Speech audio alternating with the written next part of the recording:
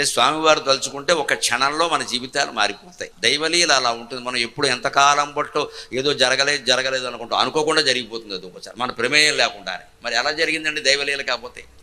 అలాగే మనకి బాగా పలుకుబడి ఉంది రాజకీయంగా, మన దగ్గర డబ్బులు బాగా ఉన్నాయి, మనం ఎన్ని పాపాలు చేసినా పర్వాలేదు, ఒక్క దెబ్బ కొట్టేస్తాడు దేవుడు మళ్ళీ లేకుండా.